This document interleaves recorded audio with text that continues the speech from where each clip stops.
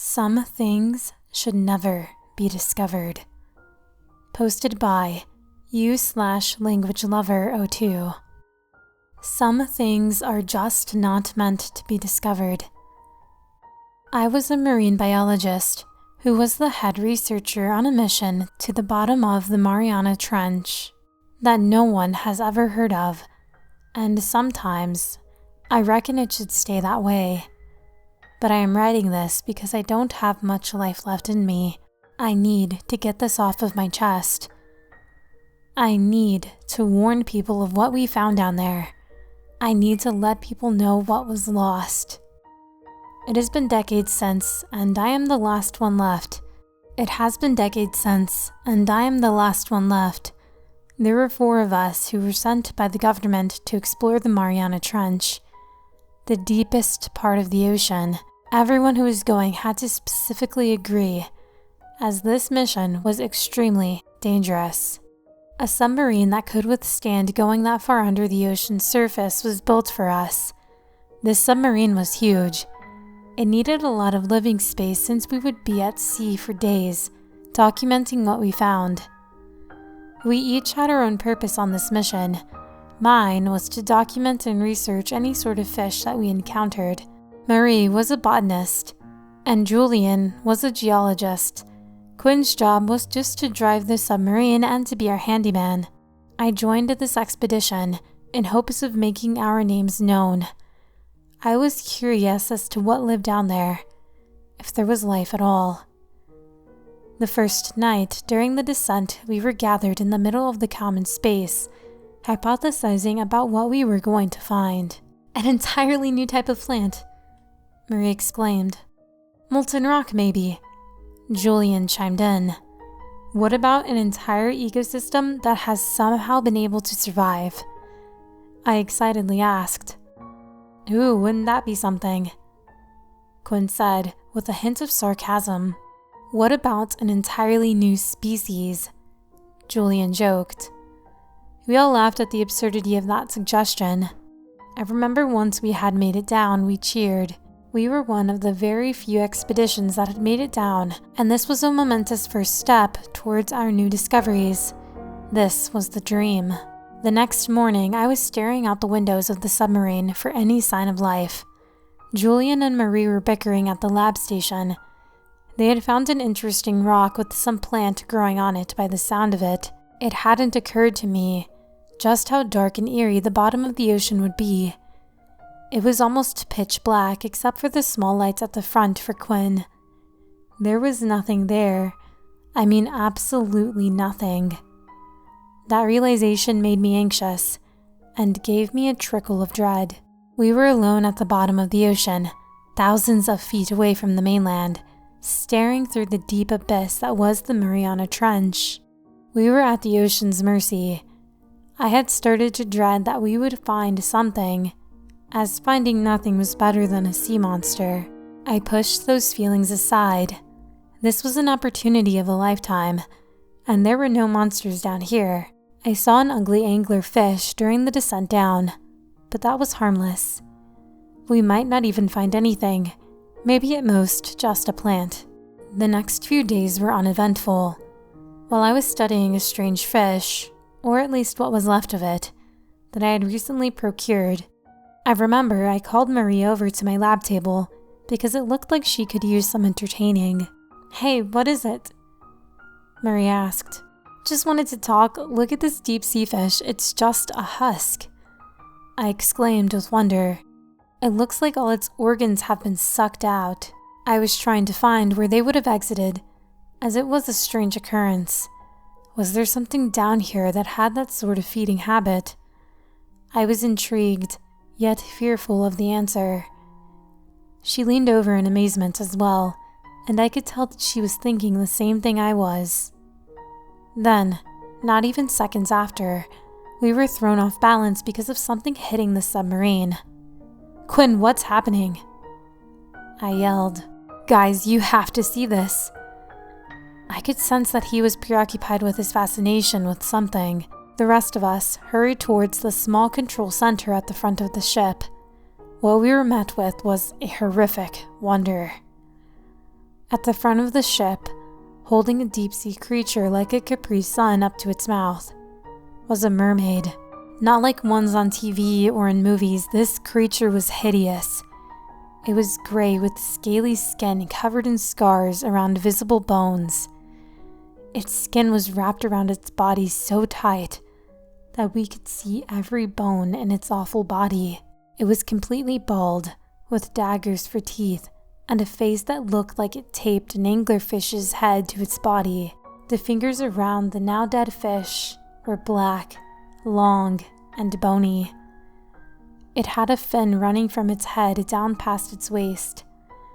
It just looked like a larger fish fin.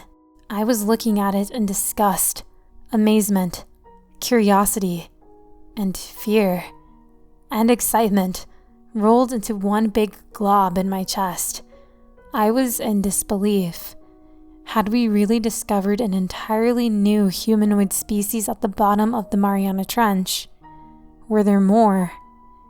That question was soon answered when our radars picked up extremely high frequencies at the same time that the mermaid swam away. The sight of the mermaid is still burned into my brain.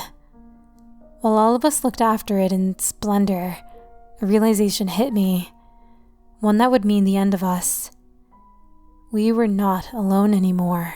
We had started tailing the mermaid as we wanted to see what was calling it and where it was going. The mermaid led us to an entire pod of mermaids just like it. They were of all different sizes, and I examined the group further. It looked like there were some babies with them. The mermaid we saw was one of the smaller ones. It was being called home by its mother. This was a find of a lifetime, an entirely new species. Quinn didn't get too close lest he scare them off. We followed this mermaid pod for a few days. They seemed aloof to our presence, and it looked like they did not need to eat that much, since they moved pretty slowly. They also never went up for air once, and we could not see any gills. So we knew that they had some other way to get oxygen. With how hideous they were, they seemed to be extremely benevolent, and not worth the fear I felt earlier, although soon, that gravely changed. By the end of the third day, we had gotten so much information by just observing them, but we were still hungry for more. Unfortunately, we could not satiate that hunger because there was another sound on the radar that made the mermaids flee. Except this time, it was much lower, and even we could feel the vibrations through the submarine rattling through our bodies. This song made a xylophone out of my rib cage. Everyone else thought nothing of it, and Quinn started the journey towards the surface. They started talking about how they could not wait to expose their findings to the government and to the public. I was happy to oblige because I dreaded finding out what was above those mermaids on the food chain. About halfway to the surface, the submarine was violently shaken. I felt like we were in a giant washing machine. I thought we hit a rock, and it looked like my theory was proven when I saw Quinn turning the front of the submarine in a different direction.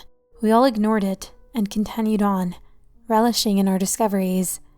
That did not last long, as we heard one of the exit hatches rip open. I was not terribly worried, as luckily there was another door that had to be opened in order to actually enter the submarine. Then, there was an incredible banging on the barrier between us and the ocean. As I started to panic, Julian was preparing to see what happened. We waited in agonizing silence for Julian's return, as the worst possible scenarios were running through my head. Quinn was trying his best to rocket us to the top. Bang, bang, bang, pop. Julian's blood-curdling scream erupted from the far back of the submarine as water came thrashing in. That was the last thing anyone ever heard from him, as the water whisked away his smoking, melted bones. We saw the mermaids. They started to swim toward us now, with menacing snarls as the submarine started to sink. They were no longer novel, majestic creatures, but ones out for blood. Maria and I ran to the lab to look for anything to fight them with. Now knee-deep in ocean water, my blood was making a symphony in my ears, and my heart raced. Marie threw an X-ray machine at 2 of them, but they still continued to rush in. Quinn, in the control room, put the sub on autopilot and came back to help. One of the mermaids grabbed Marie and threw her against the wall. Others proceeded to pounce on her.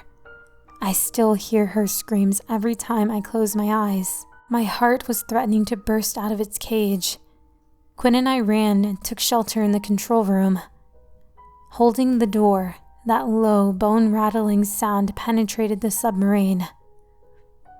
The mermaids quickly disappeared, and I let out a deep breath, and realizing that I was holding it, "Something's wrong," Quinn said urgently. "No one except us is left in the submarine.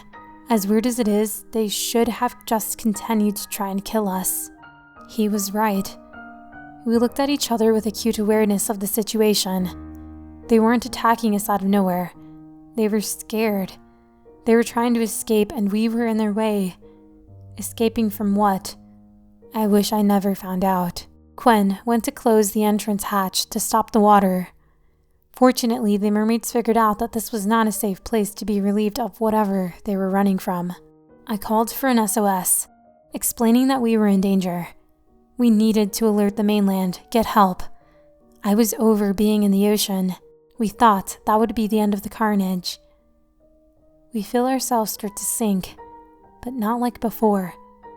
This time, it felt like we were nearing the edge of an extremely strong whirlpool. How was that possible? We were only 3/4 of the way up, nowhere near the surface. Quinn rushing in, feeling the same thing, strained against whatever was pulling us down. During the tug of war, this otherworldly monster could be seen in the peripheral of the front window. As I could see it better, my jaw became slack. It was just a giant brown blob, the front half just an open mouth. The size of it was 2 houses lined up next to each other, and another 2 on top of those. It looked slimy, and had large bumps and boils that littered its skin. It was using its mouth like a vacuum, sucking in its prey. Immediately, a squirming, struggling mermaid zoomed past the side window. It looked like a worm on a fishing hook, aware that it was in danger, yet still desperate to live. This was what the mermaids were so afraid of. As the greatly reinforced glass of the front window started to crack, fear chilled my skin and raised the hair on the back of my neck. I went to the supply room to try and find air tanks and scuba gear, as we were high enough that water pressure wasn't a concern if we left the submarine. I was gearing up as I heard the sharp shatter of the broken glass, water flinging me back, and watched as Quinn clamped onto the edges of the submarine for his life. Since the water was so strong in keeping me back, I could do nothing, as I watched him grow unconscious from the lack of air, and eventually swirling back into his grave in the monster's mouth. He was the 3rd person I watched die that day. I struggled to put on my air mask just in time, as I felt the pull of the ravenous monster. My stomach felt like it would be ripped from the rest of my body. I felt myself starting to go and held onto anything I could. I did not want to die alone, in the middle of the ocean. The monster's will was too strong. My fingers started to slip. 1 went. 2 went. Now I had only 1 hand on the bar I was holding onto. 2 fingers left. I was not prepared to die. I slipped into the deep, dark abyss. Something inside me made me strong enough to swim against this monster's wrath, leaving behind the sinking submarine and all of our research with it. It felt too strong to be adrenaline. My muscles ached and my lungs burned as I fought my way to the surface. Somehow, some way, I made it to the top. I took the biggest breath of my life as my head broke the surface. I was greeted by a rope ladder in front of me and the sound of a helicopter. My SOS worked. I giddily climbed up that ladder, incredibly happy to live another day. "What happened down there?" the pilot shouted as the other person in the helicopter put a towel around me. I was in shock. I did not know how to respond. "Something awful," was all I could muster. The pilot glanced back, confused. Aren't there more of you? They're gone, I muttered distantly. He turned back and we continued to the mainland. I was still in shock. I lied about what I saw. I lied to my superiors that the others were stupid enough to leave the submarine. I lied that they died of their own free will, as that was better than the truth. I lied that the submarine sank from Marie forgetting to close the escape hatch when she died. I lied about why I abuse alcohol. I did it to forget. I lied about cheating on my husband just to feel something else besides guilt. I'm writing this to you in an empty house, a house that has lost all of its joy and curiosity of the world. All I feel is guilt. I should have joined their carcasses at the bottom of the ocean. The only thing that gave me solace is that all the research is at the bottom of the ocean, where it should stay. Although now, it isn't as comforting. People should know what lies in the abyss. People should rightfully fear it. People should never confront it. So, with my last breath, I'm warning you. Don't be idiots like us. Don't let your curiosity get the best of you. Sometimes, things are just not meant to be discovered.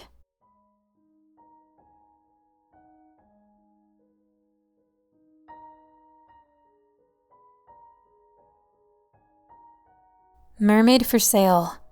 Posted by u/hack_shuck. Less than 2 years had passed since society had collapsed, but things had already gotten pretty bad. Life was cheap, loyalty was expensive, and a bullet was worth 100 good deeds from civilized liberals. Not that there were many good people left.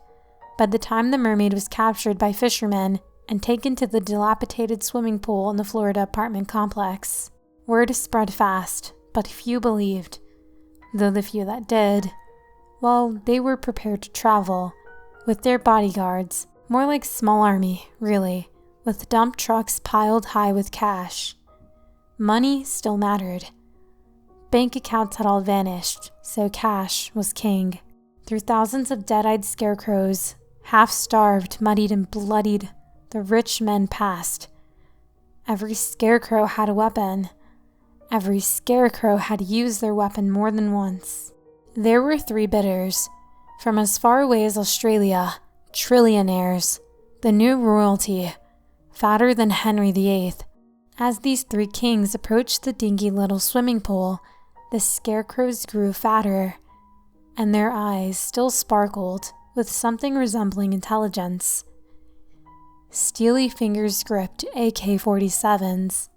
A hand was waved, and a winch lifted up the manacled mermaid high above the throng. Some men fell to their knees to see this miracle. The mermaid screamed to be returned to the sea. The trillionaires drooled like starving wolves. They lived in vast castles, but they'd already tired of all the good things which money could buy. This was something to be savored, the chance of a lifetime. The bidding began. One man, a great scientist from Sweden, wanted to dissect the mermaid, believing she held the key to a new human evolution. Perhaps she could be our savior. Another man only wanted to lay with her. The third man won, the Australian. He caressed her tear-soaked cheek and told her not to worry, that soon she would be free.